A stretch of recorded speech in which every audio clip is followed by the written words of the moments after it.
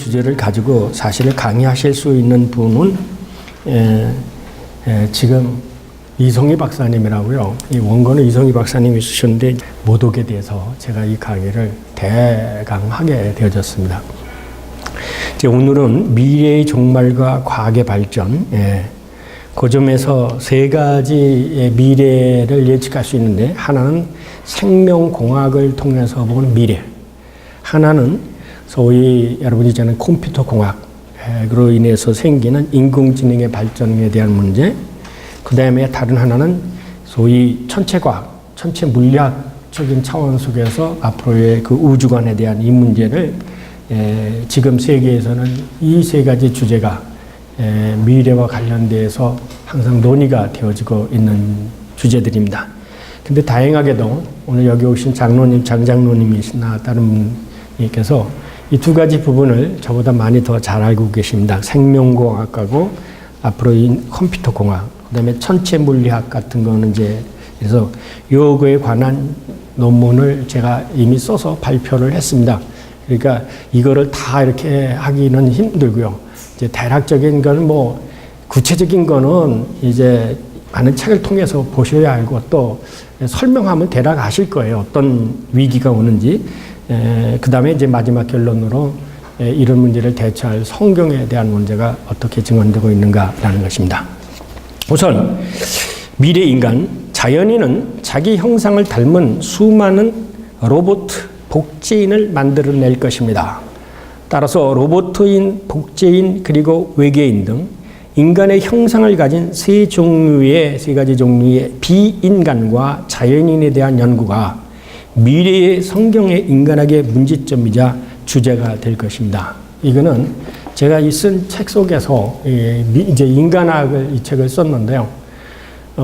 지금까지 사실 인간학이라는 책이 우리나라에 거의 없습니다. 판넨베르가 쓴 인간학이고요. 제가 신학을 해보니까 하나님에 관해서만 많은 얘기를 했지 인간에 관한 얘기는 전혀 없어요. 그래서 제가 이거를 성경에서 인간만 이제 창세기서부터 요한계시록까지 뒤집어서 찾아보니까, 근데 제가 이걸 읽고 하나님께 기도한 게 있습니다. 뭐냐면 이게 악마의 손에 들어가지 않기를 바랍니다 라고 생각을 해서 기도를 했어요. 왜냐하면 이 책을 읽으면요, 인간을 어떻게 사기칠 수 있지, 인간을 어떻게 하면 유혹하고 있을지, 이런 것들이 여기에 다 나오는데, 이 인간의 모습을 가지고 아주 교묘하게 사탄이 역사를 해서 우리들이 세상에 고통을 당하게 되었습니다. 제가 이것을 연구해 본 건가, 성경 인간을 연구하면 머리끝부터 머리끝까지 철저하게 부패하고 그게 인간이다라는 것을 발견하게 됐어요. 그래서 이 책을 쓰고 나서는 뭐 저의 신학이 많은 분야 이렇게 새로운 전환을 가져오게 되는데, 뭐 인간이 이성적으로 뭐를 해서 발전을 시키고 뭐 한다는 이런 것 자체가 사실은 참 가소로운 것이다. 왜? 그 밑바닥에는 인간의 끊임없이 뭐가 달리면 교만과 이런 것들, 그 죄악성들이 끊임없이 달려져 있어요. 근데 제가 이걸 하고 나서 저한테 커다란 해가 받은 게 있습니다. 뭘 해를 받냐면, 이 인간학을 다 연구하고 사람하고 대화하고 하다 보니까 뭐냐면 이 인간이 가지고 있는 이기적 사탄적 요소가 눈에 보이는 거예요. 그래서 저도 모르게 이렇게 화가 나고 그렇게 되어졌습니다. 그런데 신학을 공부하는 데서 한편 하나님에 관하면 이 인간에 대해서 우리가 이 인간이 어떤 것이라는 것을 모르고 성경을 읽으면 성경을 다 눈에 교훈 같은 생각이 들어요. 근데 이 인간을 알면 하나님은 왜 그렇게 말씀하시고 왜 그렇게 하셨는지에 대해서 더 그 말씀의 의미를 깊이 깨달을 수가 있습니다. 제가 2007년에 이 책을 냈습니다. 벌써 10년 가까이 된 책인데, 제가 이 책을 써놓고 하나님 이 책이 사탄의 노예가 되지 않도록 도와주옵소서 그렇게 기도를 했습니다. 이것은 뭐냐면 제가 그랬어요. 이 책을 보면 인간이 어떤 존재라는 걸 알아요. 그래서 그 인간 존재를 싹짤끔 사탄이나 이런 게 사용하게 되어지면 긍정적으로 사용하면 되는데, 이게 악하게 되면 모든 인간들을 사로잡을 수도 있고, 정치학도 마찬가지예요. 인간을 알아야 되거든요. 이 책에 대해서 이제 쓰고 결론의 부분이 이제 제가 조금 전에 인용한 부분입니다. 인간은 이렇게 되어지는데 앞으로 그럼 미래 인간은 어떻게 되어지냐? 분명히 미래 인간은 이 세 가지 인간 속에서 자연인밖에는 하나님을 섬기지 않을 것이다. 로봇 인간이나 복제 인간이나 만약에 외계인이 있다면 외계인은 절대로 하나님을 섬기지 않고 하나님이 직접 창조한 자연인만이 하나님께서 그들을 위한 구원의 대상이 될 것이다. 왜? 복제인은 누가 만드는 겁니까? 인간이 만들어낸 거죠. 로봇 인간 누가 만드는 거예요? 인간이 만드는 거예요. 그래서 거기 그 아래 보면 제가 그런 얘기 했죠. 어떤 현상이 생기냐면 호모게네시스. 인간이 인간을 만들어내는 세계가 생길 수 있을 것이다. 네. 미래 인간은 인간이 인간을 만들어내는 호모게네시스의 세상이 될 것이다. 이 호모게네시스에서 자연인은 가장 약해요. 자연인은 가장 약해요. 거기서 여전히 하나님께서 죄인, 연약한 자, 가난한 자를 위해서 우리 주님이 오셨던 것처럼 여전히 앞으로의 미래 속에서는 로봇인과 그 다음에 복제인과 외계인 속에서 억압당하고 고통당할 이 자연인에 대한 하나님의 구원의 역사가 일어날 것이다 라고 그렇게 생각하는 것입니다. 결과적으로 생명의 근원이신 하나님을 거부하는 인간이 생각하게 되죠. 이게 자연인 안에서도 이제 뭐가 되냐면 이 로봇인과 복제인간 여기에 이제 노예가 되어서 살게 되죠. 이제 저와 같은 자연인은 앞으로 로봇 인간과 이 복제인에 대해서 미래에 가게 되시면 노예가 되어져요. 그렇게 될 때 역시 또 이스라엘 민족이 애굽의 노예가 돼서 살려달라고 부르짖었던 것처럼 이 자연인의 부르짖음을 듣고 하나님의 역사가 일어나게 되었습니다. 이제 그것이 앞으로의 하나의 예측이죠. 1973년 새로운 세계, 여러분이 잘 아는 이 새로운 세계라는 것을 로마 클럽 보고서라는 게 유명합니다. 이게 여러분이 신세계라든지 그런 걸로 해서 세계 종말에 대한 얘기는 했지만 여기서는 자연과학적으로 우주 자원에 대한 문제인지 그 다음에 기후에 대한 문제인지 인구에 대한 문제인지 앞으로 어떻게 될 것이라는 것을 철저하게 돈을 내가지고 엄청난 연구비를 들여서 이 보고서가 나오게 되었습니다. 그 이후 거의 한 50년 넘게 여기서 제기되어졌던 건 여러분이 잘 아는 대로 콘돔이 생기게 된 것도 바로 여기 이 보고서에 의해서 생긴 거죠. 왜 그러냐면 앞으로 인구 증가가 어떻게 되어가지고 결국은 인간의 인구 증가 때문에 이래서 식량 문제가 생기겠다. 그래서 그렇게 되면 동서양과 이것이 인구의 균형 자체가 깨지게 되어지면 안 된다. 그래서 사실은 이 콘돔을 만들어서 저개발국가 우리나라에도 그런 것을 다 받았죠.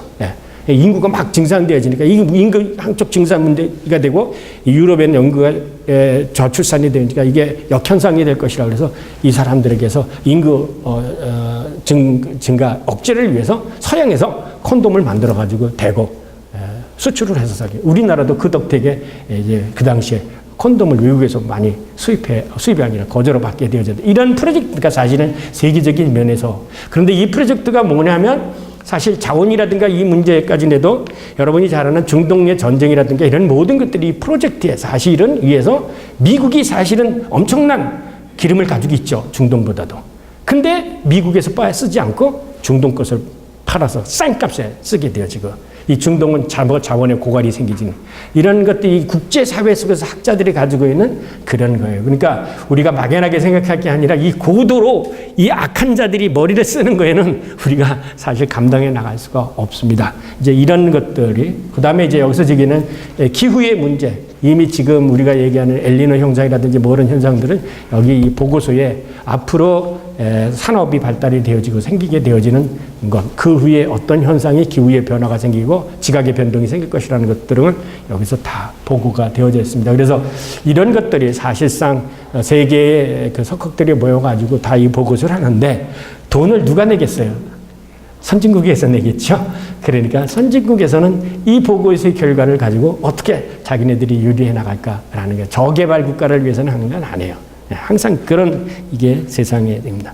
그래서 제가 말씀드린 73년 새로운 세계상이 보고된 이후 인류물에 대한 문제는 100% 예측한 대로 되지는 않지만 그 시대가 전개되지는 않았다고 평가할 수도 있습니다. 어쨌든 그 보고서가 발표된 이후 50년 동안 이 보고서가 예측한 위기를 지금 우리가 직면하고 있고 또 앞으로도 직면하게 될 것이라는 것은 부인할 수 없는 사실입니다.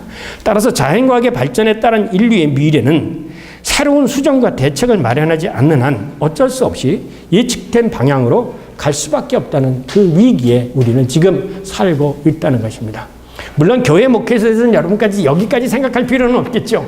그러나 적어도 국가라든가 혹은 미래 어쨌든 현실적으로 가장 중요하게 생기는 게 뭐냐면 이 생명공학과 발견되는 독재인간에 대한 문제. 여러분이 아는 지난번에 줄기세포에 대한 문제에서 굉장히 신문의 지상에 여러 가지 많이 생기게 되어진 게 이게 사실은 이게 병원 치료를 위해서 환자들을 위해서 개선해 보려고 하는 건데 늘 항상 아무리 좋은 곳이라도 항상 인간이 악하기 때문에 항상 모든 것은 악한 대로 활용이 되어져 버려요.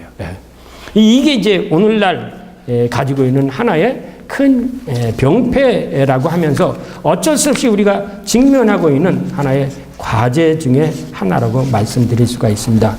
그게 뭐냐면 며칠 전에 신문에 조선일보사가 났는데 뭐냐면 여러분이 다말과 오난 아세요? 그 이스라엘의 결혼 제도에 의하면 내가 여자라고 하면 큰아들하고 결혼했는데 큰아들이 죽었잖아요. 그럼 누구하고 살습니까? 둘째 아들하고 살아야죠. 둘째 아들은 자기의 씨를 형수에게 줘서 여기에서 난 아들은 누구 아들이 되죠? 내 아들이 아니라 형님의 아들이 되죠. 그래서 이제 그런데 이 다말이 자기 남편이 죽고 그 둘째하고 했는데 밖에서 사정하는 바람에 아들을 못 갖지 않습니까? 그런데 셋째는 아직 나이가 많이 들으니까 자기가 변장을 하고 나서 창녀로 모습을 해가지고 그 시아버지 그 유다의 씨를 받아서 낳은 게 이게 유명한 다말과 오난 사건입니다. 이게 그렇기 때문에 이스라엘 사람들의 결혼 제도는 내가 결혼하면 그 한 남자하고 결혼하는 게 아니라 그 가족하고 결혼을 하게 되어지는 거예요. 그래서 부활에 대한 질문이 있었죠. 예수님한테 이렇게 형제가 됐는데 맨 나중에 이 여자는 누구의 아내가 됩니까? 그러니까 야 이놈아 하나님 나라에 남편도 없고 아내도 없고 다 하나님의 자녀라 그렇게 답변하게 됐는데 이거는 지난 9월 19일 날입니다. 시아버지 정자를 받아가지고 며느리가 아들을 낳는 거예요. 이게 뭐냐면 여러분이 잘 아는 대로 그 체외 수정을 해가지고 그 다음에 대리모 있잖아요. 대리모에다 해가지고 자궁을 빌려가지고 낳게 했으면 그럼 이 아들이 누구의 아들이냐? 시아버지 아들이냐? 아니면 내 남편의 아들이냐? 아니면 대리모의 아들이냐? 이런 문제가 있는데 최근에 일본에서 20년간 이렇게 해서 태어난 아이가 173명이에요. 그런데 이제 이게 사실은 여기에 숨어 있는 거는 이보다 더 많습니다. 지금 이 정자은행이라는 게 있지 않습니까? 정자은행을 가지고 학식 있고 그다음에 건강하고 그런 사람들의 그 정자를 복원했다가 이 정자를 팔지요. 그래서 그냥 우스운 소리 들으세요. 제가 어느 날 전철을 타니까 어디서 많이 본 사람 같아. 근데 전철 안에 타니까 또 그 사람도 어디서 많이 본 사람 같아. 그래서 이제 언뜻 이런 생각이 떠오른 거예요. 제가 아는 어느 의대 학생이었는데 어느 날 갑자기 선생님이 뭐라 그러면 야, 뭐 하나만 빌려주라 그래가지고 가서 이제 정자를 빌려주고 실험한다고 그래가지고 정자를 빌려주고 가서 갈비탕 하나 얻어먹고 이제 왔다는 얘기예요. 그러면 그 의대 학생이 정자가 이게 똑똑하고 공부 잘하는 의대 학생지가 자기도 모르는 사이에 몇 사람에게 의해서 체위증정을 해가지고 자기도 모르는 자식이 있는 거죠. 이게 우리가 지금 살고 있는 이 세계에 보이지 않는 가운데서 일어나고 있는 현상입니다. 그게 뭐냐면 소위 이 유전자를 통해서 체외 수정 이런 것을 통해서 본래 이것은 그렇게 해서 시작이 된 게 아니죠, 사실은. 그런데 이거는 뭐냐면 여러분이 잘 아는 대로 그 겐 프로젝트, 게놈 프로젝트에 의해 가지고 이 우리가 잘 아는 옛날에는 저희 다닐 때 그 씨 없는 수박이라는 거 있었죠. 수박을 먹다 몇 씨가 그러니까 어떻게 씨를 없애고 수박을 먹을 수 있을까 해가지고 생활. 그 다음에 이 오이가 조금 작은데 좀 큰 거를 만들 수 없을까 이래가지고 이런 걸로 인해 가지고 사실은 우리들의 삶에 사실은 줄기세포도 그렇죠. 우리가 암 환자라든지 어디가 부분에서 새로 재생시키는 항상 모든 것은 과학 자체는 노이트라는 거예요. 과학 자체는 중립적인데 이 인간이 제가 그래서 이걸 왜 썼느냐면 이 인간의 악한 마음이 있기 때문에 항상 어느 상황에 예상치 않도록 그 악한 놈 한 사람이 이런 일들을 행해내게 되면 그 다음부터 어떤 현상이 생기냐면 그 기하급수적으로 이런 문제가 생기게 되어진다는 거죠. 근데 사실은 지금 현재 이 의학적으로 어느까지 왔냐면 복제 인간 할 수 있어요. 복제 인간 할 수 있어요. 근데 지금 이게 세계적인 그러고 이래서 지금 윤리적인 면에서 억눌려 있기 때문에 못하고 있는 것 뿐이에요. 그러면 이게 앞으로 발전이 되어지면 어떤 현상이 되면 인간을 수없이 만들어내는 거예요. 아니, 돌리 만들었잖아요. 복제양.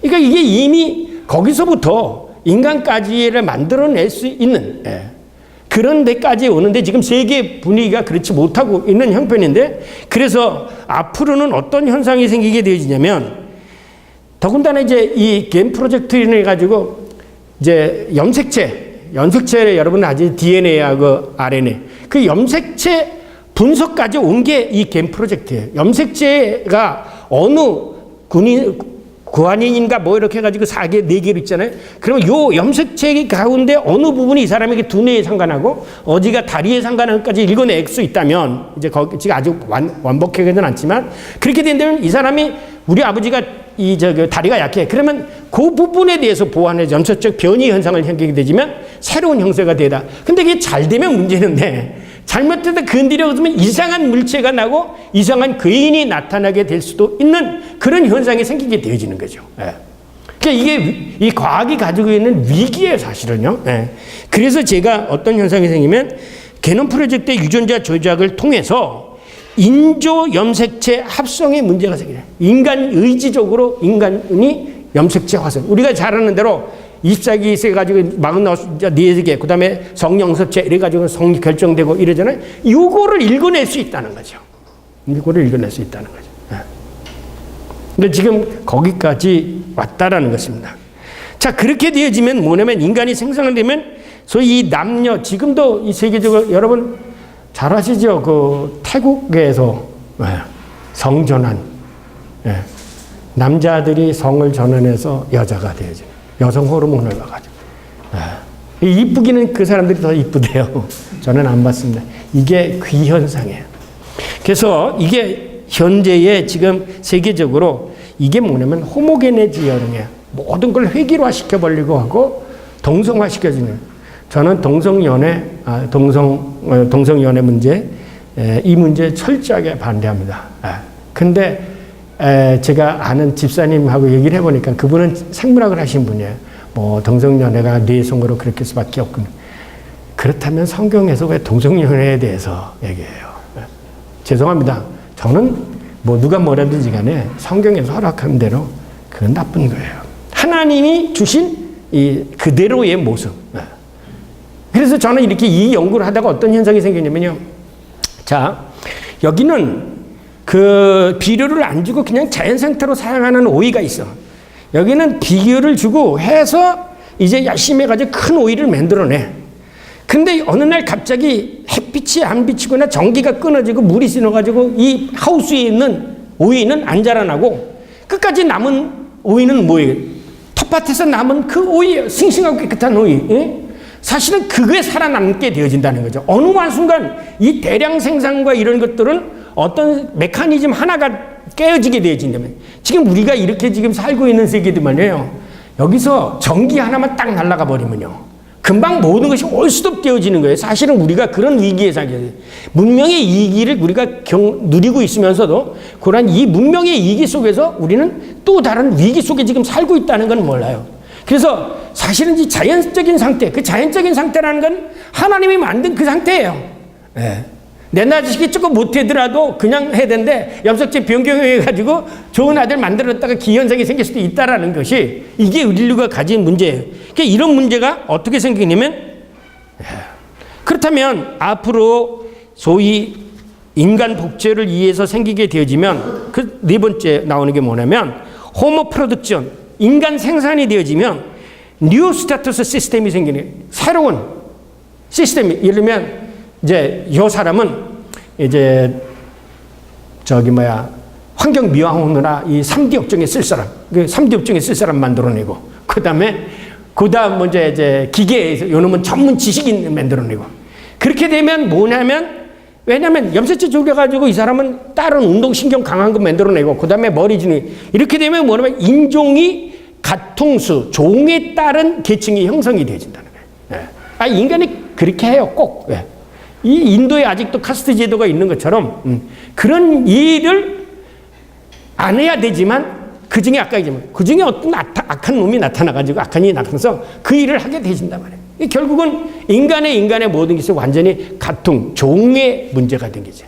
흑인과 백인의 문제가 있었던 것처럼 이 인간 복제에 의해서 너는 몇 등급 이렇게 해가지고 이제 형성이 되어지면 인간의 등급 형성이 되어지는 그런 사회가 온다는. 그래서 제가 그것을 신신분 제도가 형성이 되어지고 더군다나 이제 여러분이 우리 잘 아는 이제 수인에 대한 문제예요.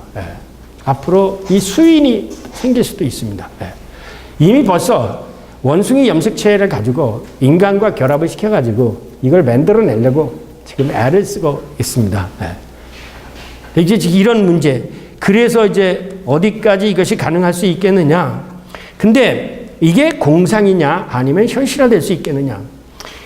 제가 어렸을 때 혹시 여기 장 장로님 정도는 아실 거예요. 삐삐라는 거 아세요 혹시?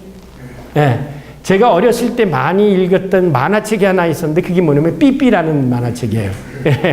기억나시죠? 그게 지금 현실화됐지 않습니까? 그렇죠? 그러니까 이미 여기서 논의되어진 거 앞으로 이게 속도가 어느 정도 되고 이게 공론화되지 않기 때문에 그렇죠. 지난 며칠 동안 일본에 갔는데 그분 아드님이 지금 샌프란시스코 스탠포드 대학에서 뭘 하고 있냐면 이 암 환자, 그러니까 이 치매 걸린 환자들에 대한 치료약을 만들어내는 거예요. 근데 그것이 뭐냐면 염색체를 통한 치료 방식이라고 이제 연구를 하고 있거든요. 그러니까 문제는 뭐냐면 우리들이 지금은 이제 치매 걸렸다고 그러는데 이제 그분이 그걸 해야 되면 이제 엄청나게 이게 모든 거는 사실은 세계 모든 산업이 돈과 연결이 되어지는 거예요. 그러니까 만약에 이게 돈이 무지장 많이 생길 거라면 거기에 분명히 사탄이 개입을 하게 되어지거든요. 그러면 이게 사탄이 개입하게 되어지면 긍정적으로 방향이 아니라 항상 네거티브한 결과로 가게 되어져 있는 게 이 세상의 현상이에요. 그렇게 되면 이제 사람들을 만들어서 수인을 만들어가지고 말 잘 듣는 이제 하수인을 만들어내고 하는 그런 사람들이 생기게 되어지는 거죠. 그러니까 개 같은 사람을 만들어내는다든지 거위 같은 사람을 만들어내는 거예요. 이게 이제 얼마나 가게 될지. 그 점에 대해서 이따 토론할 때 우리 생물학을 강의는 이제 장장로님한테 더 자세한 얘기를 좀 교수님한테 듣고 저는 그냥 이렇게 막연하게 이게 막연한 거지만 어떤 이렇게 칸자인 독일 말로 있을 수 있을 것이라고 하는 과거를 통해서 혹시 이렇게 생길 수도 있지 않을까라는 그런 가능성이. 그 다음에 이제 두 번째 넘어는 인공지능에 대한 여러분이 이번에 이거에 절실하게 느꼈죠? 예? 이 인공지능을 인간이 당해낼 수가 없는 거예요. 옛날에는 여러분 600만 불의 사나이라는 거 아시죠?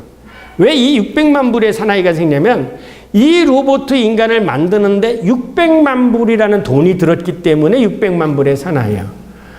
그러니까 오늘 아침에 우리 나간사님 저한테 얘기했어요. 구글로 이렇게 통역하는 거 없는 그거 어떻게 하느냐 그랬더니 저한테 뭐라냐면 좀 기다리세요. 나중에 한 20년 있으면 교수님 머리에 칩을 하나 꽂아 놓으면 외국어 그냥 통역도 안 해도 그냥 알아듣고 이렇게 할 수 있도록 되는 세계가 온다 그런 얘기. 이 칩을 이제 머릿속에 하나 집어넣게 되면 이 언어에 대한 그러니까 내가 일본어 뭐나 칩을 그냥 그 자리에서 인지할 수 있도록 그렇게 되어진다는 거죠. 이게 뭐냐면 바로 로봇 인간이 형성이 되어지는 거예요. 일본에는 이 로봇가 많이 발전이 됐어요. 그래서 여기다가 이걸 하십니다. 제가 인천에 제가 아는 분이 계신데 그게 3D 프린터예요. 3D 프린터인데 입체 프린터기더라고요. 보니까요. 이 입체 프린터기를 가지고 거기다가 이렇게 집어넣어 가지면 사람의 모양 있잖아요.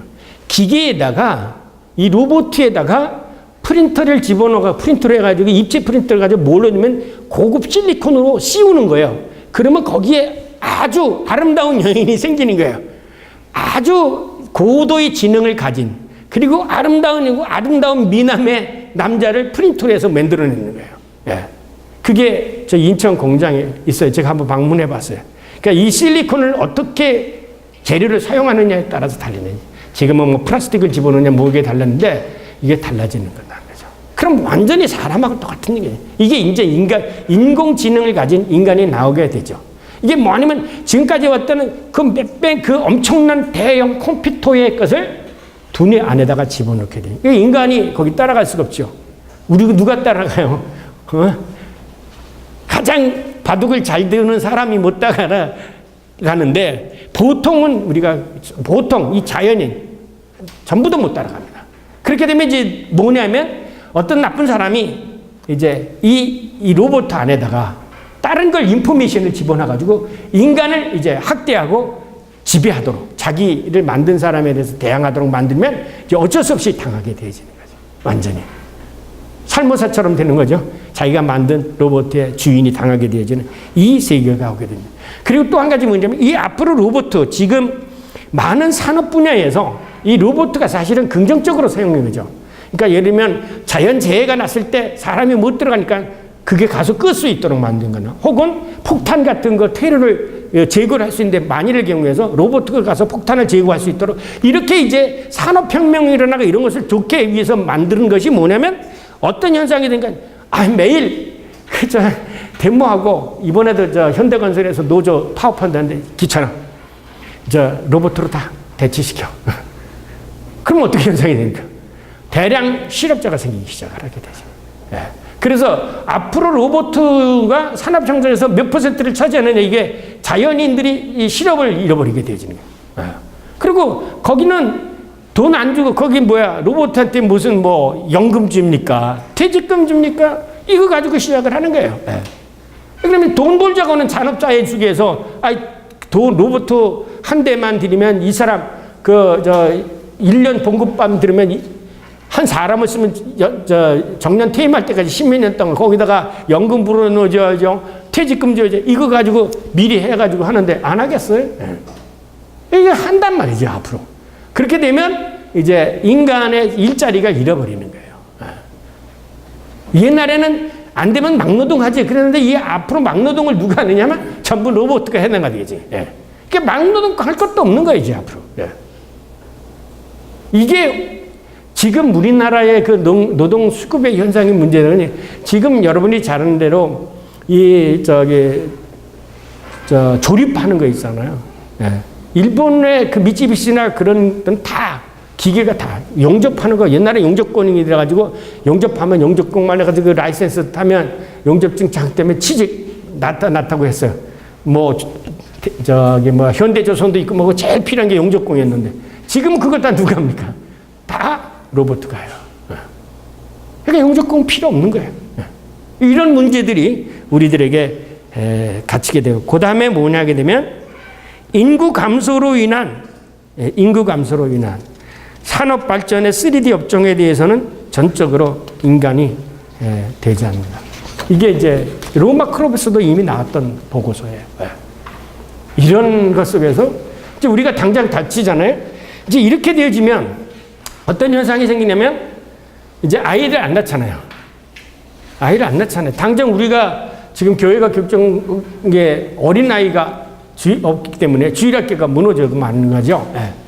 이 교육비가 고도로 들어가니까. 왜냐면 이런 경쟁 사회에 있어서 그래도 살아남으려고 하니까 로봇보다는 나야 될 거 아니야. 복지인보다는 나야 되니까 여기에다가 집중적으로 교육을 투자하게 되면 교육비가 점점 더 올라가고 교육비가 많이 들게 되니까 자식은 안 나게 되어지고 그렇게 되면 자연스럽게 자연인은 줄어들고 나머지 대체 인간들이 많아진다는 거죠. 대체인. 그럼 대체인이 뭐냐? 복지인하고 로봇인이 많아지게 되지는 거예요. 자, 그런 점이 우리가 로봇 인간이 형성이 되어지는 그런 현상 속에서 생길 수 있는 문제다라는 거예요. 이제 세 번째로 이제 되어지는 문제가 뭐냐면 이건 제가 옛날부터 이미 광속도 일정의 원리라고 하는 것이 있어가지고 인류 역사 안에서의 속에 이제 제가 여기 발표한 자연과학과 이제 앞으로 우주 시대가 오죠. 달나라가는 거는 이제 돈 있는 사람들은 가끔가다 갈 수 있는 그런 세계가 되어지죠. 여러분이 잘 아는 대로 이 스티비 호킹이 여기 잘 아는 대로 우주 창조는 신의 작품이 아니다. 그러면서 스티비 호킹이 맨 나중에 경고를 한 게 있어요. 뭐라고 하냐면 또는 외계인은 존재한다. 외계인과 섣불리 접촉을 인류에게 재앙이 될 것일지도 모른다. 이 얘기를 한 거예요. 그러면 이 스티븐 호킹이 이 창조론을 부인하죠. 우리 허정현 교수님 중에 창조론을 부인해가지고 얼마 전에 새롭게 세계 신학자들이 발견한 게 있습니다. 그게 뭐냐면 소위 이 요전에는 소위 광자의 원략, 이 밉자에 관한 그것을 발견했고요. 그 다음에는 2014년, 재작년에 3월 19일 날 보는 이 소위 빅뱅 이후에 1138억 년의 역사를 가져오면서 뭐가 형성되면 이 우주 팽창 이론과 더불어 뭐가 아니면 우주 통합체 이런 이론들이 이제 형성이 되기 시작을 하게 되어진 거예요. 이제 저는 이걸 보면서 오히려 거꾸로 우주 대통합의 이론이 아직은 안 나왔는데 성경에는 우주 대통합이 이미 벌써 이루어지고 그에 대한 기사가 있어요.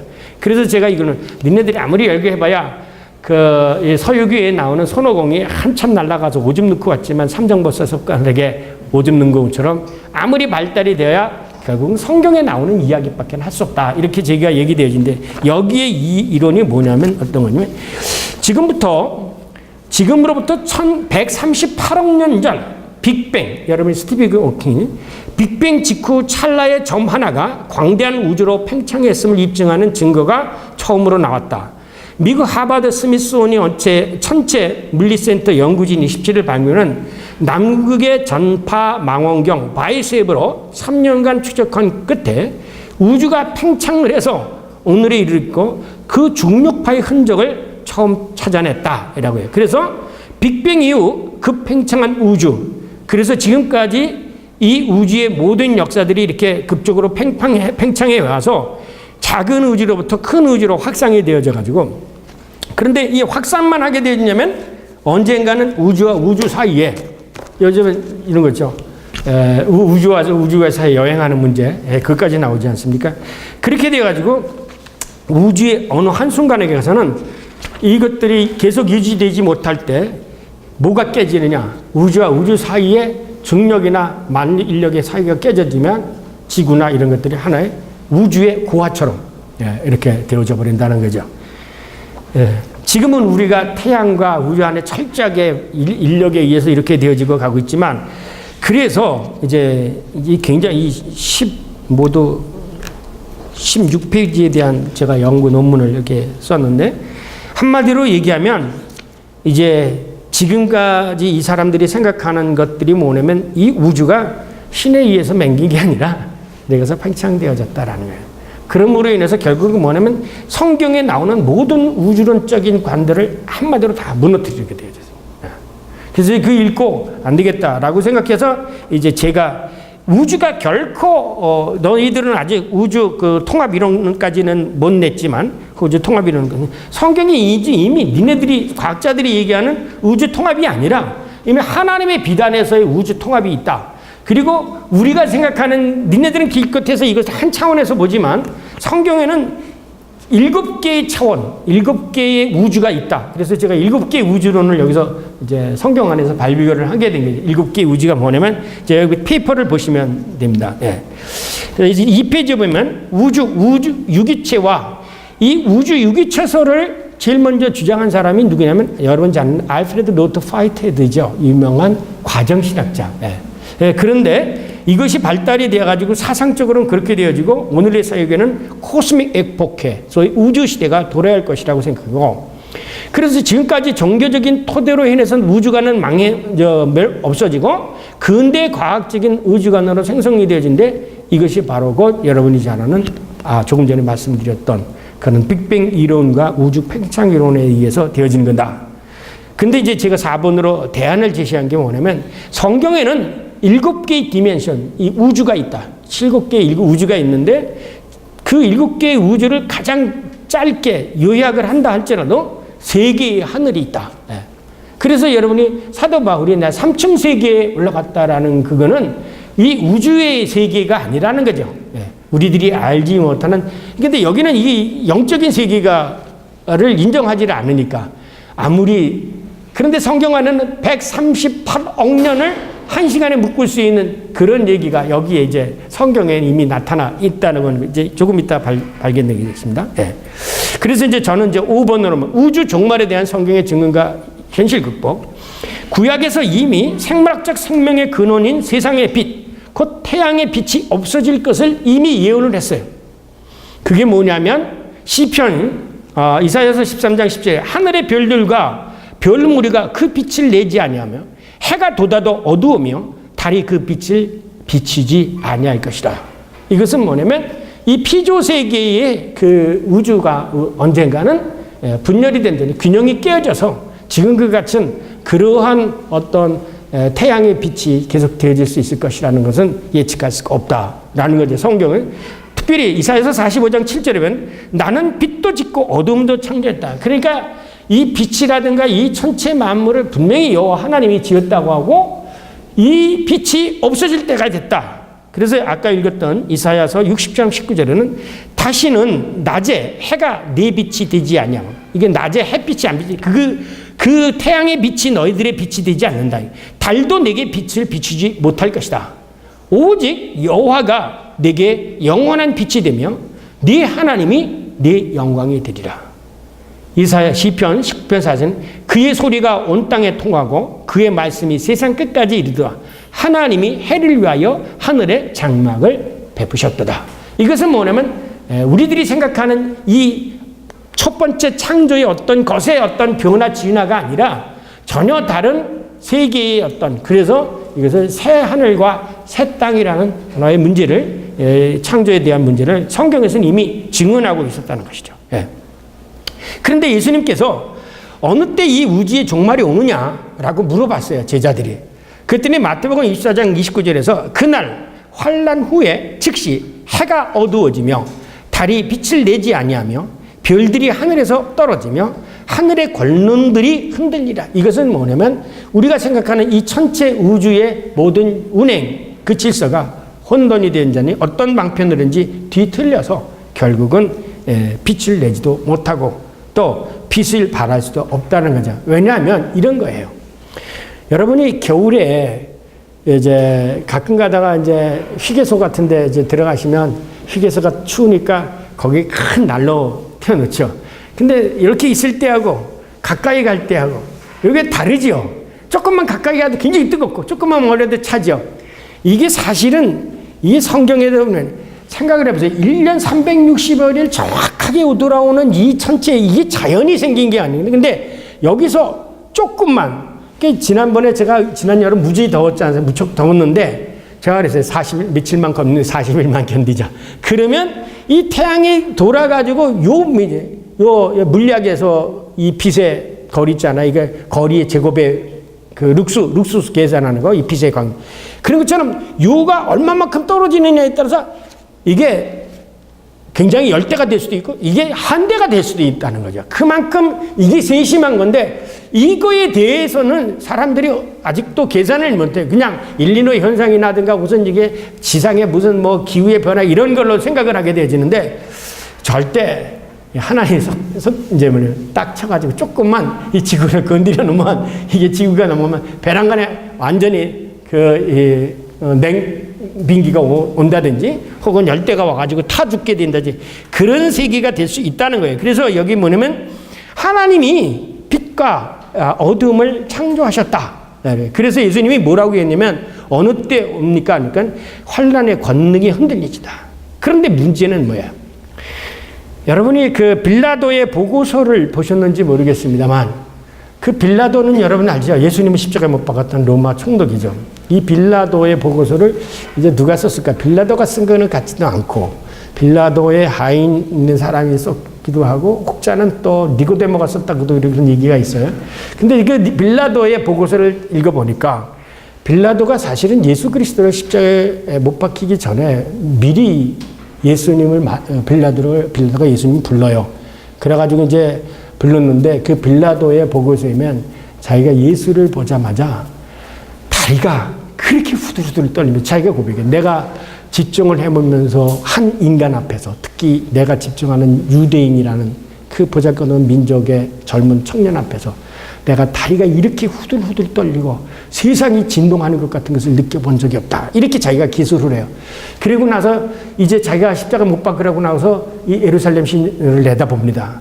그런데 배란간에 하늘이 어두워지고 시커멓게 되어지며 온 빛을 잃고 온 통지가 잿빛으로 변하게 되어졌고, 예수를 십자가에 못 박으라고 소리치던 그 이스라엘 군중들은 마치 큰 어떤 비를 맞고 해서 비에 젖은 것처럼 초췌하게 아무 말도 없이 침묵을 지키면서 각자 자기 집으로 돌아가는 것을 내가 봤다. 이게 이제 빌라도의 보고서예요. 그때 뭐냐면 성경에 나오는 얘기입니다. 해가 빛을 잃고 온 땅에 어둠이 임해서 9시까지 9시까지 계속되어졌다. 이게 뭐냐, 이미 이 세상의 태양의 빛이 끝난 것이 뭐냐면 예수 그리스도를 통해서 이미 종말이 왔다고 하는 거죠. 이 마지막. 그래서 이제 벨커는 뭐냐면 이 하나님의 이 예수 그리스도 십자가의 사건을 통해서 하나님의 내가 에메르겐트 현상처럼 성령에 의해서 그 믿는 자들의 숫자를 확산시켜 나가고 있다라는 거예요. 그래서 이미 이 땅에 오시고 지금도 하나님의 역사가 하고 부활의 역사가 성령의 역사가 움직이는데, 이거는 뭐냐면 그를 믿고 그를 의지하는 자에게는 하나님의 이 부활의 역사가 그들에게 일어나고 있다라는 거죠. 근데 그건 어떤 객관적으로 많은 사람들에게 일어나는 게 아니라 믿는 사람들을 통해서 이런 것들이 일어나고 있다고 이렇게 벨커는 주장하고 있습니다. 그런데 마지막 종말에 대한 21장 22절과 23절에 보면, 성 안에 내가 성전을 보지 못하였으니 이는 주 하나님 곧 전능하신 이와 및 어린 양이 그 성전이심이라. 그러니까 예수님이 바로 그 성전이에요. 근데 이게 왜 성전이 되느냐? 이게 뭐 예수님께서 뭐냐면 이 교회의 머리였잖아요. 교회는 뭐야? 그리스도의 몸이지요.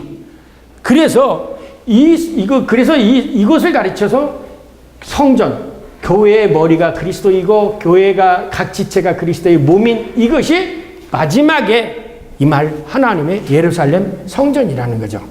거기에는 뭐가 필요했어?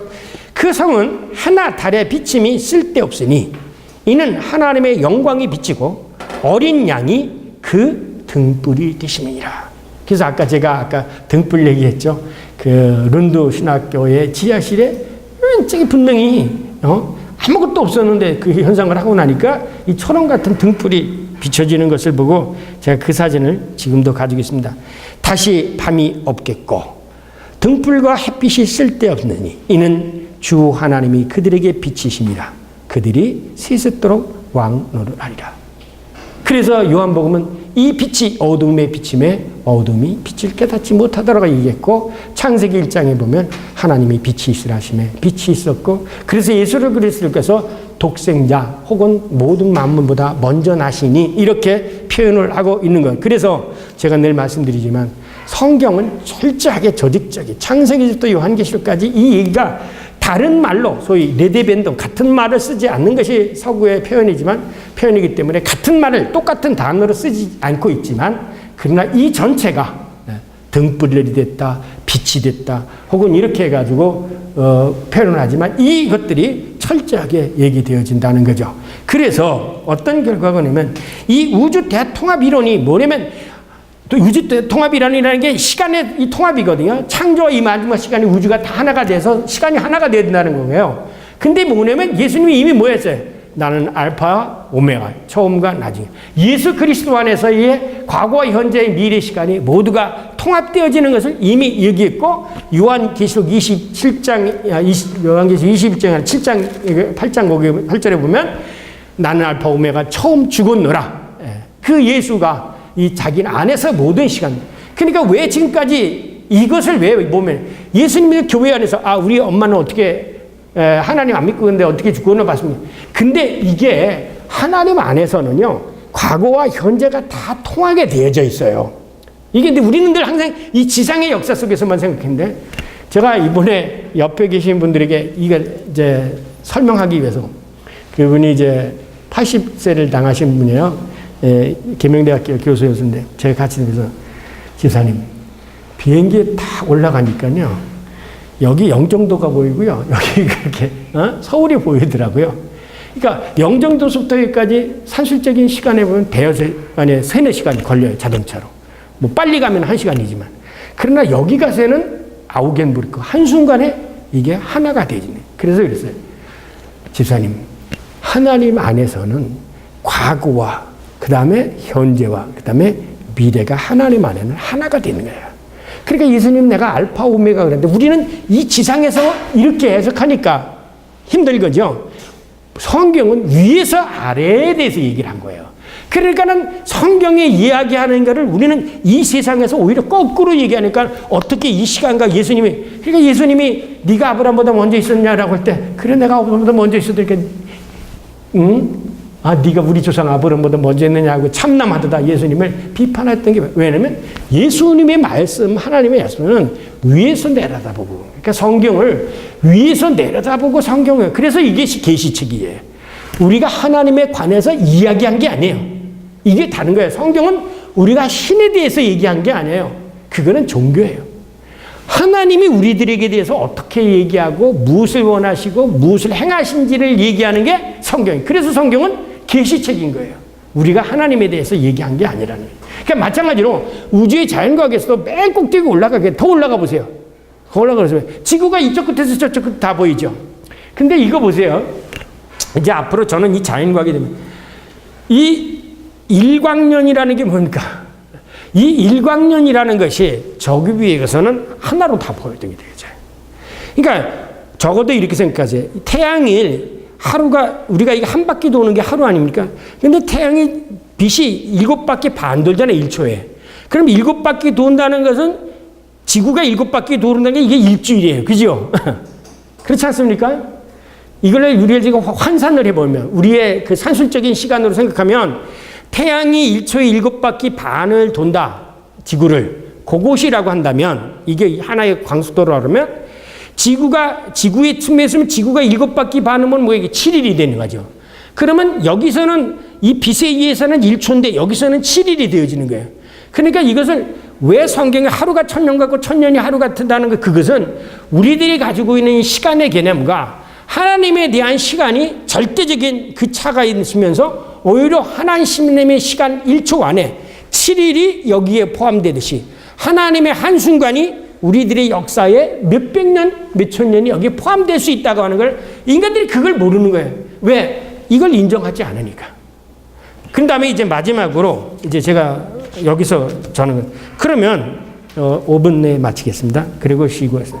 자, 우리가 성경에서는 여기 속에서는 우주가 오는 과정 속에서 이 아까 천체 물리학에서 중력파 연구를 했는데 이게 138억 년 걸리는 건데 138년 걸린 건데 이것은 뭐냐면 우리들이 가지고 있는 이 지상의 시간을 계산을 한 거예요. 이게 탄소 그 방사선 반응해가지고 130억 년이 걸렸는데 이거는 여기서 일어나는 그 138억 년이에요. 이 우리들이 살고 있는 130억 년.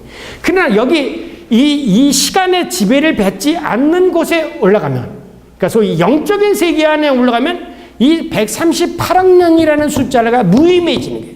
하나로 속하게 되죠. 그거보다 더 올라가게 되지면 그 안에 있는 시간도 무의미하게 되지는 거예요.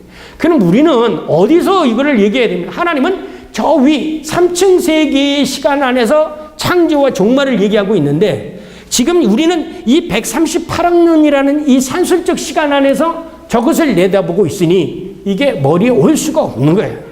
그러니까 이것은 모두로는 믿음으로밖에는 다른 방법이 없고, 그래서 성경에는 1.1획의 변함이 없는 거예요. 아직 우리가 이 성경의 증언을 이 자연의 과학 세계 속에서 이해할 수 있도록 이것을 환원시키지 못하기 때문에 그런 것이지, 성경이 잘못되었기 때문에 우리가 이해하지 못하는 것이 성경이 잘못돼서 여기다가 핑계를 들 수는 없다라는 거예요. 왜? 그래서 베드로에서 너 성경은 사서로이 풀지 말라. 그러니까 베드로가 그랬잖아요.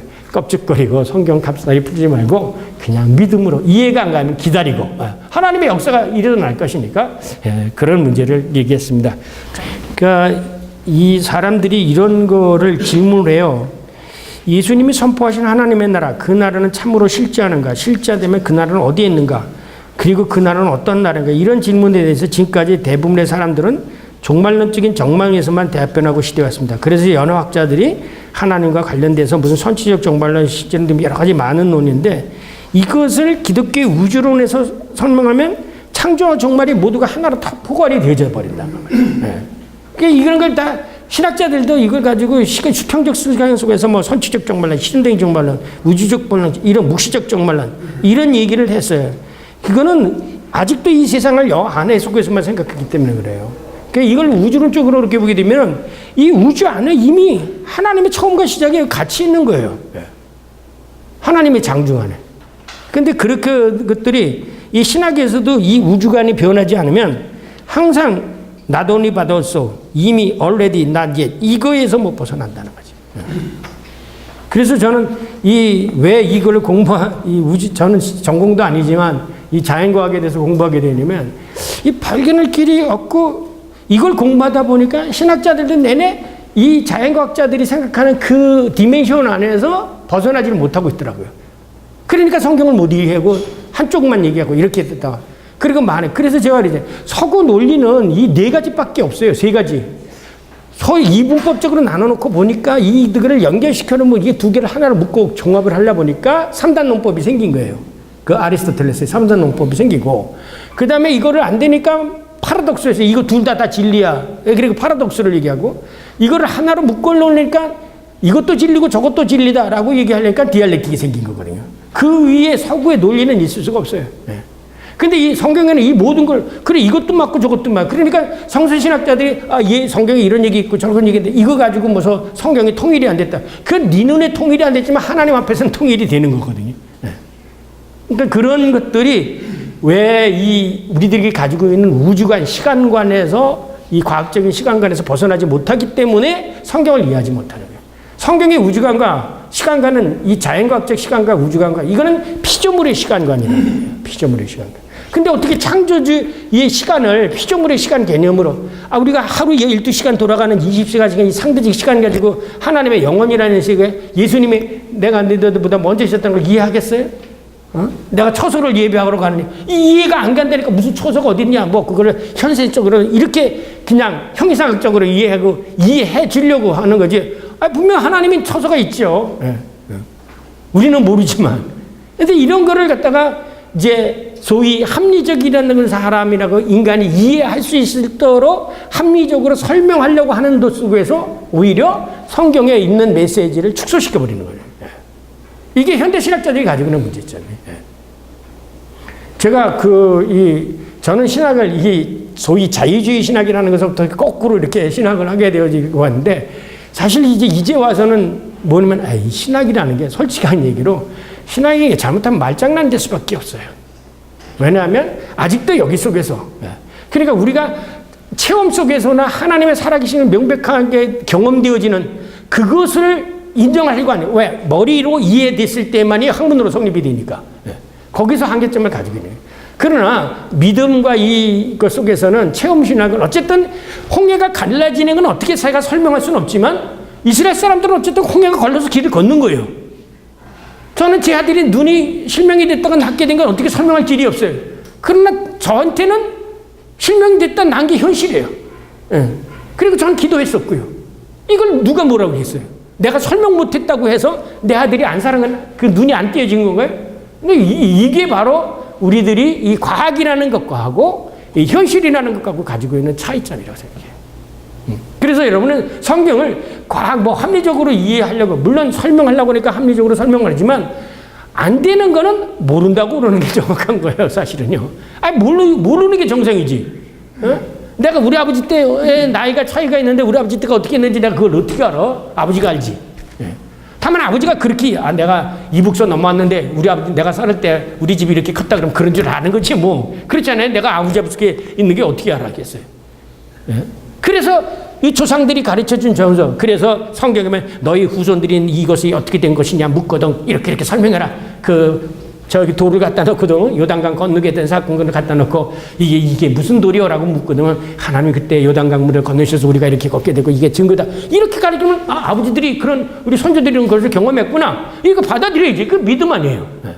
근데 이거를 내가 보니까 지금 물이 어떻게 되는데 물의 응집력과 분산력을 생각하면 이게 멈출 수가 없는데 이걸 과학적으로 설명하면 지가 이해가 돼? 안 되는 거죠. 이것이 성경이 가지고 있는 성경은 증언이에요. 증언. 과학책이 아니에요. 성경을 과학책으로 읽으려고 하면은 안 이해돼요. 이해가 못해요. 왜? 성경은 우리 세계에 있는 차원을 얘기하려고 하는 게 아니라 보다 높은 세계에 있는 것을 우리들이 가르쳐주는 계시책이기 때문에 이 세상의 과학의 물질로는 아무리 백날 얘기를 해도 설명이 안 되는 거예요. 다만 그때그때 살아온 그것을 경험한 사람들의 증언을 전승이 된 거예요. 예. 구두 전승이 됐고 뭐 해서 전승이 돼서 우리가 그게. 그런데 이제 이것이 그러면 우리 아버지가 경험했던 그게 진짜 일어날 수 있느냐 없느냐, 소위 이게 메클리카이트. 그 사건이 그때만 일어나고 전혀 일어나지 않았다면 그때 일어난 이 사건을 야기시킨 하나님이 없는 거죠. 그죠? 근데 그 당시에 일어난 사건과 지금에도 그와 유사한 사건이 일어날 수 있다면 시간의 간격을 그때 이스라엘 민족을 해방시킨 하나님은 지금도 있는 하나님 아니겠어요? 그러니까 여기서 이 경험과 이 경험 사이에 있는 하나님을 통해서 여기서 연결이 되어지는 거예요. 그러면 내가 이 경험을, 그래서 저는 예수님이 나면서부터 장님된 자 고친다는 걸 저 그대로 그래요. 제 아들을 경험을 하고 나서. 네? 그게 왜 불가능한 사건이야? 하나님의, 창조주 하나님의 사건인데. 근데 우리는 점점 갈수록 왜 그러면 믿음이 적어서 그런 일이 생기지 않느냐? 이 자연과학이라는 것이 발달이 되면서 모든 사람들이 믿기보다는 자연과학적으로 설명하려고 하고 하나님의 것을 안 믿으려고 해요. 안 믿어요. 그래서 거기서 성경에 있는 마지막에 말세의 믿음을 보겠느냐는 것처럼 기적이 안 일어나는 거예요. 지금도 그런 역사를 믿고 그대로 살기를 원하는 사람들은, 그러니까 솔직한 얘기로 그래요. 제가 신방을 가가지고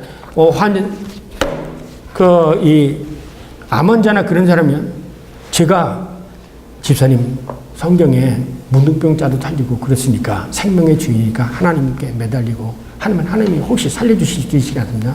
하나님 살려주실 수 있습니다. 이런 저렇게 전해요. 그러면 이분은 제 얘기보다는 뭘 많이 믿는 줄 아세요? 병원에 가서 데이터가 어때요? 당뇨가 얼마나 높고 이걸 더 의지하는 거예요. 그러니까는 이 사람은 내 말을 하나님의 말씀 믿지 않고 세상에 나오는 데이터를 더 의지하는 거예요. 그래서 그 의사가 당신은 3개월밖에 못 삽니다. 그러면 죽어가요. 이게 죽음에 이르는 병이에요. 하나님은 죽이고자 하는 게 원칙이 아니라 살리고자 하는 게 원리인데 이거를 살 수 있다는 걸 안 믿는다 이거예요. 뭘 믿기 때문에? 데이터를 믿기 때문에. 의사의 평가를 믿기 때문에. 이게 의사 가서 이제 나하고서 가잖아요. 그러면 자기가 내가 오진했습니다. 이런 얘기 하나도 안 하죠. 그렇죠? 네. 이게 우리들이 가지고 있는 생각 잘못된 거예요. 그러니까 우리가 우주관적으로 이 자연의 세계 속으로 하나님을 이해하려고 하면, 그래서 이제 이걸 조금 어려운 얘기를 하면 중세에 finitum capax non infinite, 유한한 것은 무한한 것을 담을 수가 없는 거예요. 그러나 무한한 것은 당신이 무한하신 분이 이 유한의 속에 들어올 수가 있다는 거죠. 이게 바로 이제 하나님의 역사예요. 무한하시고 천지를 창조하시면 인간의 육신을 입고 이 땅에 오실 수 있지만 우리는 이 피조물은 하나님이 될 수가 없는 거예요. 이게 거꾸로 되는 간다는 것을 생각하지 못해요. 그러니까 사람들은 어떻게 되면 하나님이 전능하다는 것은 알면서도 하나님이 인간이 됐다는 건 이해 안 해요. 인카네이션은 이해 안 해요. 아니 실질적으로 예수님을 승천하신 걸 봤대는데 그 말을 안 믿잖아요.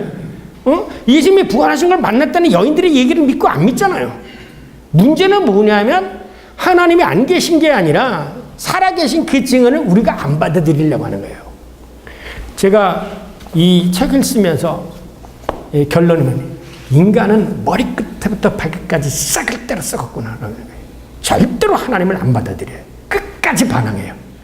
그게 뭐냐? 목이 곧은 백성, 히브리 백성. 히브리가 뭐냐? 목이 곧은 백성이에요. 인간이 참 목이 곧아요. 정말 어가도 쉬는 순간에 있지만 하나님에 대해서 대항하고 나쁜 짓 하면 요만큼만 있으면 막 달려들었다가 이 사탄 같은 짓이 가지고 사람들이 뭐 하는 데는 서로 하나가 되어가지고. 그래요. 이게 바로 인간의 그 내면 속에 있는 그 악한 근성이에요. 이거 인간이 참 악해요. 그래서 신앙을, 하나님에 대해 신앙을 갖는다는 것은 하나님이 정말 기뻐하시는 거예요. 하나님을 믿는다는 거예요. 다 인간들이 끊임없이 반응하네. 아담 이후에 인간이, 생각해보세요. 아담 이후에 인간이 그 출애굽기 보세요. 니네들이 나한테 한 번이라도 하나님께 의지하느냐? 너희들에게 수많은 것을 해줬음에도 불구하고 끊임없이 이스라엘 민족이 출애굽하면서 광야에서 하나님께 반항하잖아요. 얼마나 반항했으면 다 쓸어버리고 두 사람 밖에 만들어요. 예. 이 인간이 가지고 있는 그 지각성, 이것이 자연과학에서도 나타나고 모든 것에서도 다 나타나더라고요. 물론 이것을 사용하는 데서 포지티브하게 긍정적으로 사용하면 얼마나 좋겠어요. 근데 안 그러더라는 거예요. 예. 그래서 어쩔 수 없이 이 위기는 닥칠 수밖에 없어요. 예. 이 시스템이 잘못된 게 아니라 인간이 그것을 악하게 사용하기 때문에 위기가 오는 거예요. 인간이. 뭐 이 자연과학에 가지고 이것을 줄기세포를 해가지고 병자를 고치고 그런데 좋은데 사용하면 얼마나 좋겠어요. 그러나 결국은 인간이 악기기 때문에 그 좋은 거를 저들이 칼을 잘 되는 걸 만드는데 칼을 가지고 한 것처럼 인간이 핵을 만들어서 사람을 죽이고 그런 현상이 생기게 된다는 거예요. 핵 맨 처음에 노벨 그걸 얼마나 이게 가지고 터널도 뚫고 막 이랬잖아요. 다이나마이트 만들어가지고. 근데 그걸 폭탄 만들어가지고 전쟁을 했던 인간이라는 것이라는 거예요. 똑같은 것을 가지고. 예. 그래서 문제는 인간이 바뀌어야 돼요. 자연과학의 현상이 아니라 인간 자신이 바뀌어야 된다. 저는 그렇게 생각해요. 예. 그렇지 않으면 결국은 인간은 스스로 자멸하는 위기를 직면할 수밖에 없다. 그런데 이 문제에 대해서 교회가 나서야 되는 거죠. 예. 결국 우리는 다 자멸하고 말 것이다. 이걸 우리가 적게 선하게 쓰자. 그래서 핵 확산 운동에 반대하고 뭐 하는 데 교회가 나서는 이유도 바로 결국은 우리가 스스로 자멸을 하고 만들어요. 예. 예. 우리도 핵을 가져야 된다. 또 그래가지고 이제 얼마 전에 또 무슨 신문에 났대요. 핵 보유에 대해서 작년에. 그래 핵 가져 좋아요. 그러면서 뭐 핵을 가져야 된다 그러죠. 그런데 언젠가는 누가 핵을 쓰기 시작하면 한 사람이라도 미국이 썼던 소련이 썼던 아랍이 썼던 누가 하는 사람이라도 어느 누가 먼저 핵을 쓰게 되면 핵에 대한 핵으로 또 대항하기 때문에 서로 결국은 둘 다 망하는 거예요. 네. 우리가 핵을 가졌다고 손쉽시다. 북한에서 그야말로 어떤 사람이 잘못해가 조그만 핵이라도 썼으면 또 그 싸움이 되잖아. 욕에 돼가지고 싸움이 되듯이 너 써? 그럼 내가 더 큰 거. 그래가지고 결국은 둘 다 먹는 거예요. 그 핵 한번 터져보세요. 몇십 년 그냥 초토화 되어져 버리고 마는 거예요. 인류 스스로 멸망해가지고 기형아 생기고 아무리 뭐 해가지고 해더라도 뭐 유전공학이라도 발표해도 이상한 문제 나오고 그러는 거예요. 인간은 스스로 멸망하는 거예요. 스스로 멸망.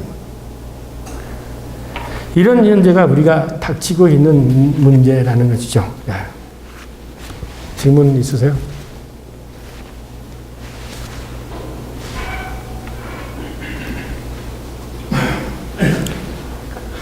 제가 모르는 것이 많은데요. 그게 좀 하소연을 좀 하고 싶어요. 저 이리 와서 말씀하세요. 저보다. 장로님 이리 와서 설명하세요. 아니. 네. 서울에 있다가요. 지금 저기 새만금 그 앞 바다 수범에 지금 가서 거주하고 있습니다. 그러세요? 예, 그래서 한 달이면 절반은 거기 가서 있고 또 절반은 가족이 있으니까 이제 올라와서 서울서 이제 머물고 이제 하는데 그 외딴 섬에 가서 처량한 신세 입장이죠. 그래서 뭐 얘기할 사람이나 만나는 이런 사람들도 없는 외딴 데니까 그 밤에 저녁 후에 밤에 이렇게 문 밖에 나와서 이렇게 바라다 보면 보이는 것은 하늘이고. 그렇죠. 그래서 곰곰이 이제 하늘 쪽을 바라보고 하면 별들이 그때는 전혀 그런 생각 없었는데 이 북쪽 칠성도요. 북극성은 거기 있는 것이 명확히 보여요. 북쪽으로.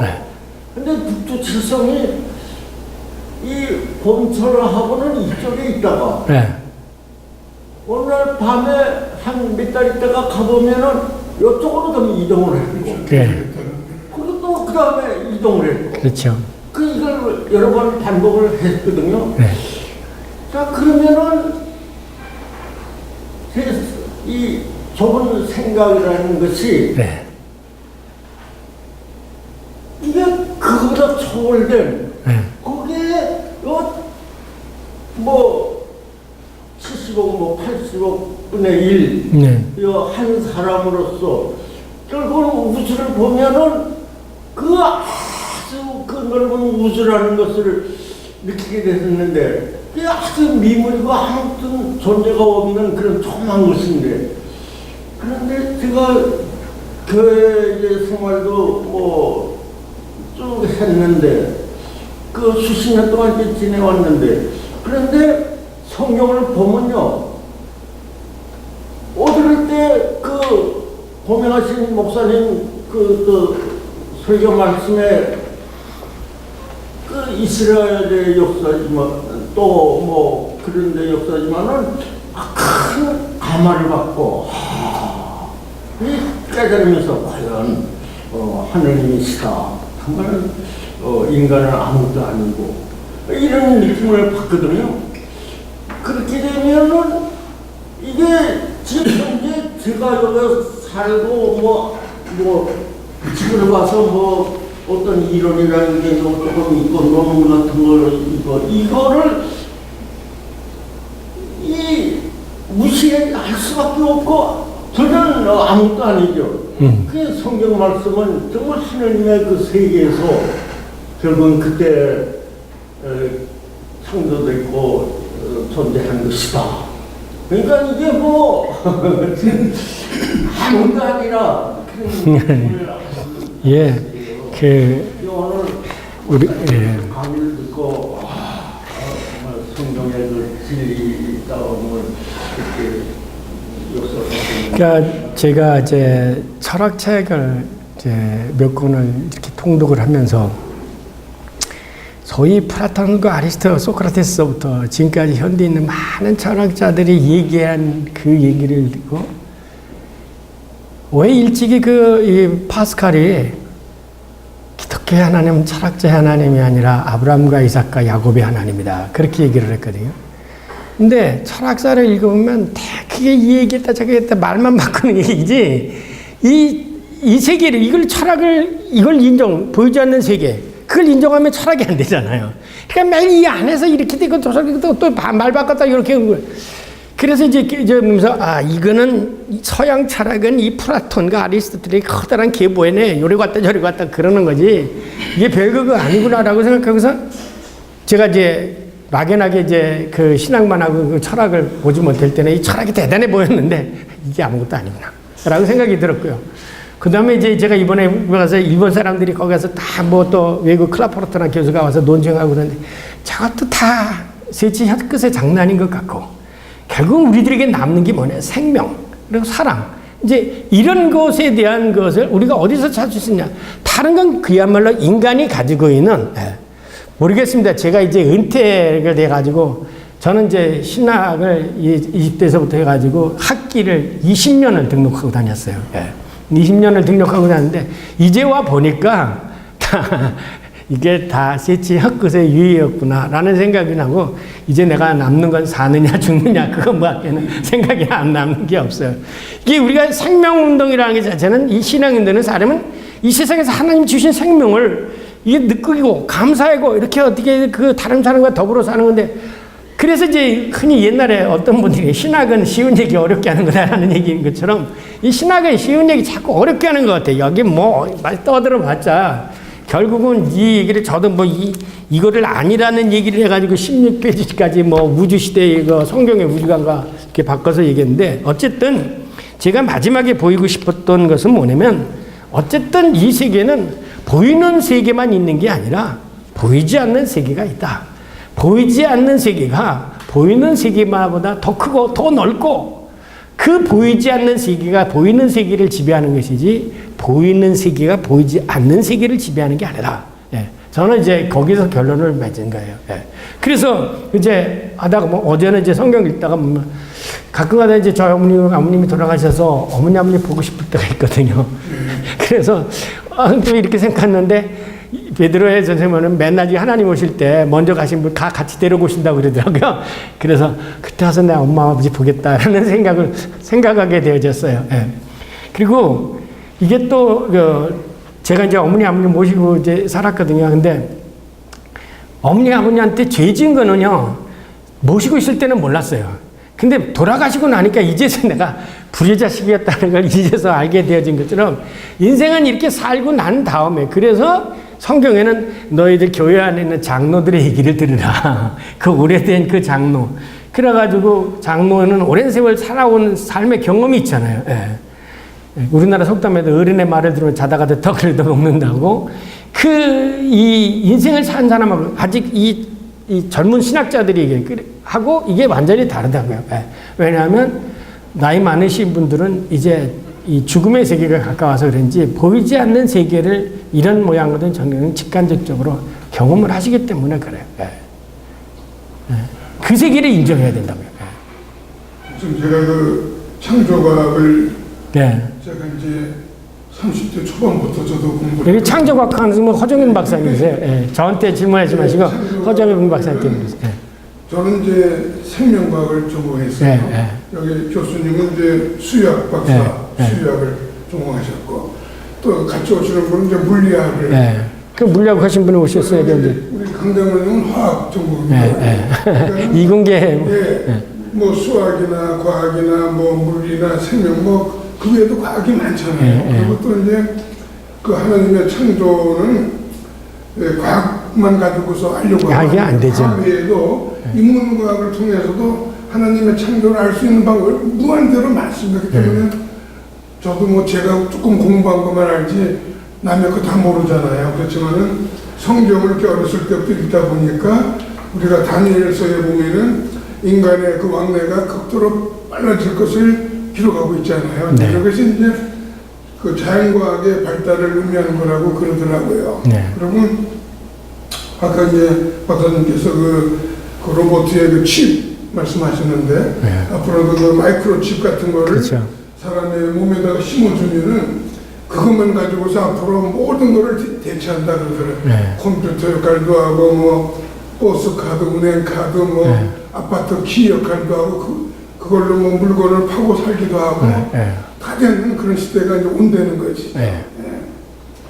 그리고 이제 저는 제가 그 생명과학을 하다 보니까 하나의 그 자존심이 있어요. 뭐냐면은 하나님께서 우리 인간을 가장 귀하게 창조하셨다는 거. 네. 그리고 모든 과학은 인간을 위해서 있는 것이고 네. 우리 인간은 하나님을 위해서 있는 것이죠. 네. 그러니까는 저희가 하나님의 형상을 따라 지음받았으니까 가장 귀중한 존재잖아요. 네. 그리고 지금 뭐 각 나라에서 인공위성을 쌓으려고 뭐 금성을 가고 뭐 화성을 가고 모든 그 우주과학을 연구하고 있지만은 그것도 목적은 뭐냐? 결국은 우리 생명과학을 위한 것이고 네. 사람의 이익을 위한 것이라는 것이죠. 네. 네. 그래서 죄송합니다, 장로님. 거기서 이게 달라요. 인간이 다른 것을 창조해내는 것은 자기를 위한 창조예요. 근데 하나님은 우리를 위해서 창조하신 거예요. 그게 다른 거예요. 그러니까 하나님이 만물을 보시고 보시기에 좋았다는 것은 인간을, 그래서 세상을 하사님이 이처럼 사랑하사, 그러니까 하나님의 모든 역사는 인간을 위한 건데 인간이 자연과학을 발전시키고 한 것은 인간 자신을 위한 거예요. 이제 그 점이 완전히 다른 게 다른 거예요. 예. 그래서 이제 요새 그 환자들을 치료하기 위해서 과학자들이 정자와 난자를 수정을 해가지고서는 네. 이거를 실험실에서 배양을 하잖아요. 어느 정도. 네. 그러면 그거를 어느 단계에서 이제 이것을 가지고서 그 장기 이식에 쓰는 것이죠. 네. 실험에 따라서. 네. 근데 이런 것이 이제 도덕이나 윤리적으로 볼 때 이게 죄가 되느냐 안 되느냐 하는 뭐 그런 얘기는 여기서 좀 시간이 안 되니까 네. 줄이기로 하고요. 그리고 이제 그 아까 박사님하고도 오시기 전에 잠깐 얘기를 했지만은 우리가 유전공학을 가지고서 이제 그 식품공학으로도 이용을 하고 뭐 콩이나 쌀이나 뭐 농산물에 많이 이용을 하고 있습니다. 네. 또 물고기라든가 육고기, 육식동물들 거기도 이용을 하고 그런데 문제는요. 우리가 그렇게 해서 만들어진 고기나 식품을 먹고 있지만은 지금 우리가 모르는 사이에 가령 내가 두부를 먹었다 그러면은 그 두부를 만드는 콩이 유전자에서 공학에서 만들어진 그 콩을 이용하기도 있다는 거예요. 그러면 그런 식품을 먹었을 때 과연 내 건강이 괜찮겠는가? 또 지금은 괜찮지만은 앞으로 10년, 20년에 어떤 증세가 나타나는지, 또 내가 낳은 애가, 또 우리 애가 낳은 F1, F2, 손자, 중손자들에 가서 어떤 증세가 나타나는지 거기에 대한 아주 무시무시한 그 두려움을 기록한 그 책자들이 많이 나와 있어요. 그래서 그런 거를 지금 나도 모르게 먹으면서도 아마 목사님들도 그런 걸 아시면은 그런 거를 먹으라 그러면은 아마 안 드실 거예요. 저도 두려워서 모르고 먹는 거죠. 그리고 선진국 사람들은요, 자기네들이 내들어 놓고서는 자기들은 안 먹고 전부 후진국에다가 다 팔아먹고 있어요. 어떻게 보면 정말 욕이 나겠죠. 그런 거예요. 그리고 있고요. 또 한 가지는 아까 그 DNA 말씀을 하셨는데, 그 DNA는 사실 저도 이제 제가 72살입니다. 그다음에 저도 이제 60년대 대학을 졸업을 했는데, 제가 대학교 다닐 때만 해도 생물학과에서 DNA를 그렇게 많이 다루지 않았어요. 그런데 제가 96년, 97년도 2년간 미국을 갔었는데, 김영삼 정부 시절에 이제 선진국에다가 공부를 시켜줘서 제가 캘리포니아 UC 데이비스에 가서 이제 생명과학을 트레이닝을 하고 왔는데, 거기 갔더니요, 제가 교수다 보니까 중학교, 고등학교, 대학교에 가서 전부 제가 실습을 했습니다. 맨날 수능을 하고 레포트 쓰고 그랬었는데, 미국에 가니까 중학생들한테도 또 DNA를 무척 가르쳐주고, 그때 에이즈가 아주 유명했었어요. 여름방학인데도 학부형들을 데려다가 에이즈에 대한 강의를 들려주는 거예요. 근데 우리는 그때 에이즈 바이러스에 대해서는 잘 몰랐을 때예요. 그랬는데 제가 말씀을 드리고 싶은 것은 그 에이즈에 관한 걸 또 공부를 해보면은 결국은 사람이 그 아프리카의 어느 원숭이에서 바이러스를 조사하니까 그 에이즈 바이러스가 엄청나게 발전하고 있었어요. 그러니까 거기에 원인이 뭐냐? 사람이 그런 원숭이하고 성관계를 가짐으로써 사람에게 전파됐다는 것이죠. 그래서 우리가 모세율법에서도 사람이 동물하고 성관계를 가지면은 죽이라고 그러셨잖아요. 그러니까 이것은 하나의 재앙이고, 아까 그 동성연애, 제가 그 샌프란시스코에 여러 번 가 있었지만은 샌프란시스코에 가보니까 동성연애 한 사람들이 무척 많이 나와 있는데, 그 사람들 옆에만 가면은 아주 그 표현할 수 없는 이상한 그 냄새가 나는 것을 봤어요.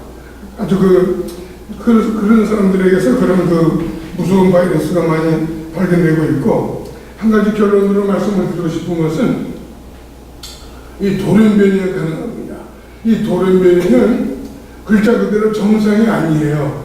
정상적인 것과 다르게 나타나는 것을 가리켜 돌연변이라고 하는데, 모든 생물은 돌연변이가 가능합니다. 그리고 이 진화를 추종하는 사람들은 돌연변이가 가장 주요 무기예요. 그러니까 우리가 돌연변이 하나만 자신 있게 알아도 거기에 대한 시험을 물리칠 수가 있어요. 그리고 돌연변이는 염색체 돌연변이가 있고 유전자 돌연변이가 있습니다.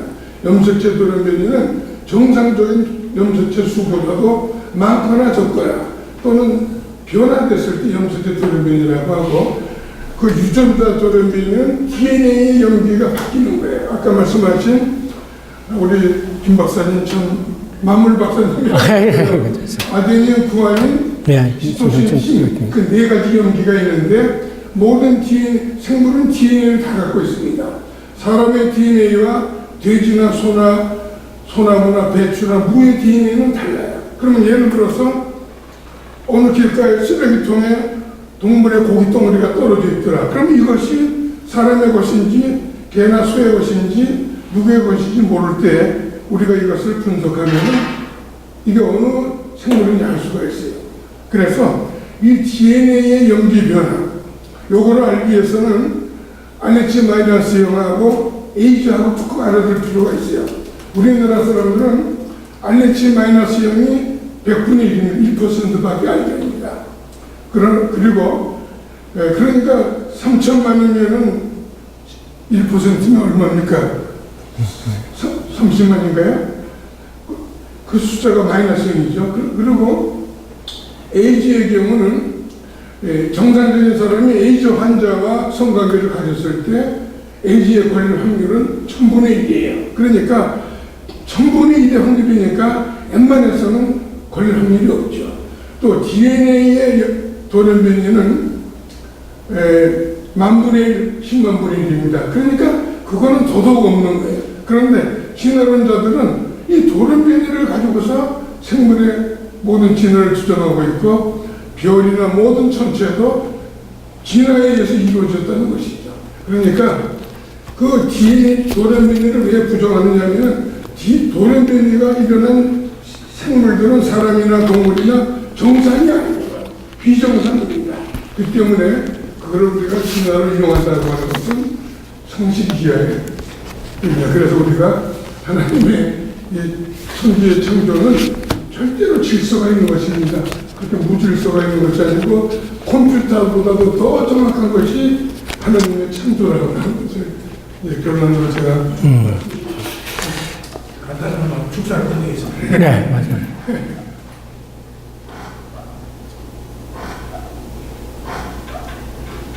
이게 진화론에도 돌연변이가 성립 안 되는 인용해서 안 되는 게 돌연변이는 그 생식하면은 차세대로 어린아이는 말이에요. 그거 수립해가지고 이게 다음 세대까지 내려가면은 그게 종이 되는데 사실상 돌연변이 종으로 성립할 수 없는 게 바로 생식해도 이 다음 세대에 내려가잖아요. 그러니까 그게 성립 안 된다고. 그러니까 진화론에도 자꾸 돌연변이를 부정해가지고 돌연변이가 진화의 그 표시다 이렇게 얘기하면은 사실상 알고 보면 잘못된 얘기죠. 말과 나귀 사이에서 당나귀가 나오는 것처럼 당나귀는 생식이 불가능해요. 그런 걸 알면은 그런데 사람들이 뭐 과학자들이 얘기하면은 호킹이 뭐 우주가 무엇을 일어났으니 맞다고 주장하는 사람들이 아무 말도 못하는 것처럼 그게 문제라고요. 알면은 발언할 수 있는데 모르니까 그냥 가만히 있는 거예요. 그러니까 과학이 아무리 만능이라고 과학종을 세대라고 하지만은 우리가 과학을 믿을 수는 없어요. 하나님을 믿지. 그리고 이제 고린도전서 13장에 기록된 말씀처럼 지금은 우리가 거울로 보는 것 같이 희미하나 그때는 face to face 얼굴과 얼굴을 대하여 볼 것이라 그랬고 지금은 우리가 부분적으로 아나 그때는 주께서 우리를 아시는 것 같이 온전히 알리라. 이게 우리 창조과학의 네, 맞습니다. 그렇기 때문에 앞으로 그리스도인들이 살아가기가 사실 더 힘들어져야죠. 오히려 믿지 않는 사람들의 숫자나 그에 이어오는들은 굉장히 많아지는데 이제 그런 홍수와 같이 물려드는 신학과 그리고 이제 확증되지 않는 이론들을 가지고 막 교회 기존의 것들을 갖다 이렇게 해오니까 우리들은 그거에 대해서 이렇게 대항할 힘도 없고 우리 성경만 보고 현실은 막 마치 그런 것처럼 생각이 되어지고 그래서 사실은 우리가 이 믿는 사람이 끝까지 이 하나님의 말씀에 붙들고 있고 여기서 벗어나지 않도록 우리를 끊임없이 유혹하는 그 사탄의 무리들이 이 세계에 끊임없이 있는 것 같습니다. 그래서 이 신학계에서도 마찬가지예요.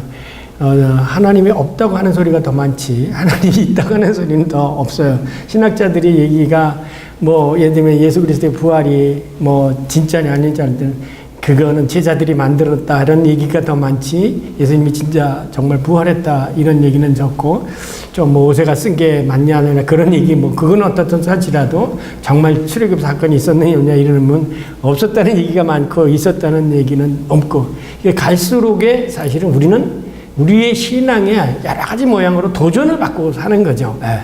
그래서 우리가 이럴 때일수록 오히려 성소에 가까이 가고 성서의 말씀에 순종해야지 거기에 살짝 잘못하면 그쪽에 합류되어 가지고 우리가 가지고 왔던 신앙 다 순간에 잃어버리고 거기에 탕류에 흡슬리게 되어지는 그런 것입니다.